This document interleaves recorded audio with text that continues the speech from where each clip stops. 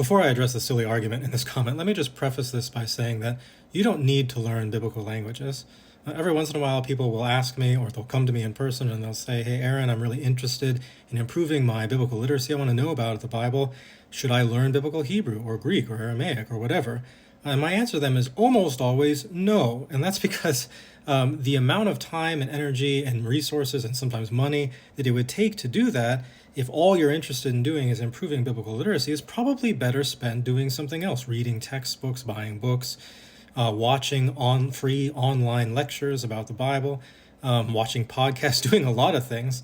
I've seen seminary students in a year, for example, make dramatic progress, multiply their knowledge of the Bible 1,000,000 times over from what they did coming in.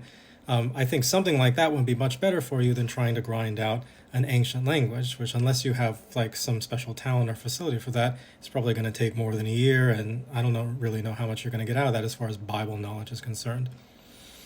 Having said that, if you don't know anything about biblical Hebrew or Greek or any other biblical language, then you shouldn't talk about it, right? You shouldn't base arguments on it, right? I feel like this applies to most things in general. If you don't know, you should keep your mouth shut, right? So this commenter right here is trying to make the argument that there is a reference to the Trinity in Genesis chapter 1, verse 1, translation issues aside. In the beginning, God created the heavens and the earth. Somewhere in there is a reference to the Trinity.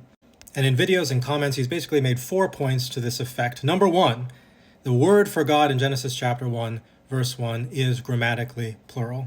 Number 2, biblical Hebrew has a dual form for nouns. That is a form, an ending for nouns that nouns specifically take when they're referring to two and only two subjects. Number 3, because there is a dual form for nouns, the plural form for nouns that we see in Genesis chapter 1, verse 1 for God must therefore refer to 3 or more subjects. And number 4, because this refers to 3 or more subjects, that's close enough to the doctrine of the Trinity. Unfortunately, each and every one of these 4 points is either false outright or entirely irrelevant for the argument that he's trying to make. So let's talk about them a little bit more. Number 1, the word for God used in Genesis chapter 1, verse 1 is grammatically plural. That's true. The Hebrew word Elohim is one of the most commonly occurring words or titles for God in the entirety of the Hebrew Bible, used on thousands of occasions, and it is grammatically plural. That ending, im, is the conventional masculine plural ending for nouns.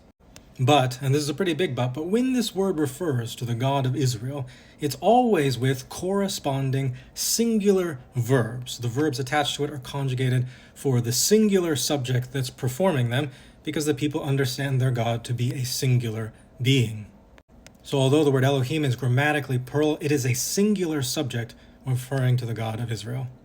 Number 2, this creator says the biblical Hebrew has a dual form that nouns can take, an ending that indicates we are talking specifically about two subjects. This is true, but almost entirely irrelevant. Here is a Grammar for Biblical Hebrew by C.L. Siao. And we can see here, when talking about nouns and their various forms, it says there at the top, not every noun has a dual form. Indeed, the dual is restricted to the following. And then Siao gives examples of the limited number of instances in which nouns actually have dual forms. Nouns that come in natural pairs, like body parts, and then certain expressions of time and measures of two, all that basically have two in them somewhere. A couple words that have the ending for no particular reason, like Mayim for water and Shemayim for heaven, and then a handful of geographical place names like Yerushalayim for Jerusalem and Mitzrayim for Egypt. Since the word Elohim is not on that very small list of words that actually have a dual form in biblical Hebrew, it's irrelevant to this particular word in this particular instance.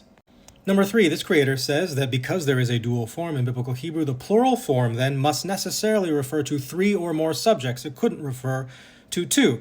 But again, because there are so few words that actually have the dual form in Hebrew, the plural is the most common form that noun takes when referring to 2 or more subjects. In fact, there's kind of a famous instance of this in Joshua chapter 2, where Joshua sends the 2 spies out to reconnoiter the land around Jericho.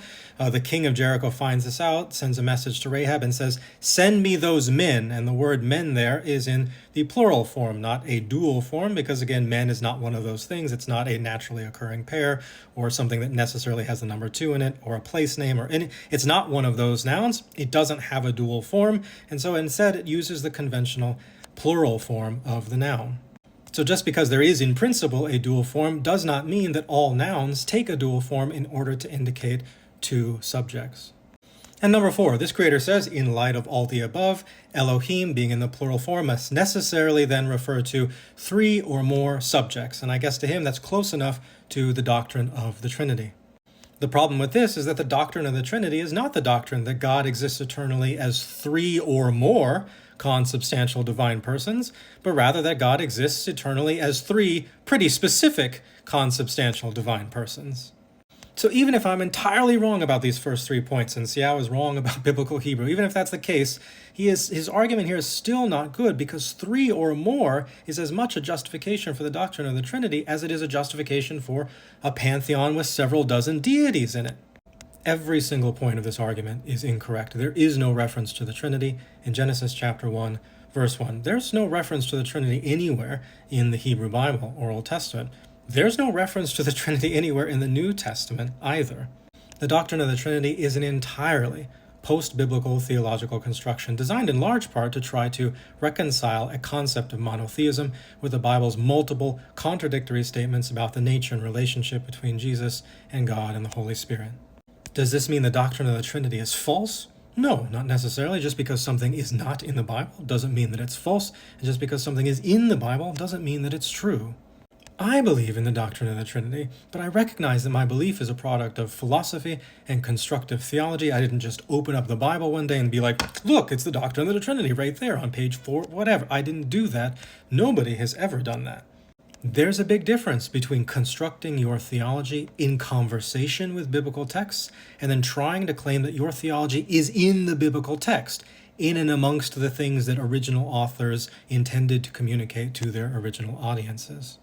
A person who says, I constructed my theology of the Trinity in conversation with biblical texts is entirely blameless. A person who says, I found my doctrine of the Trinity on this particular page has no idea what they're talking about.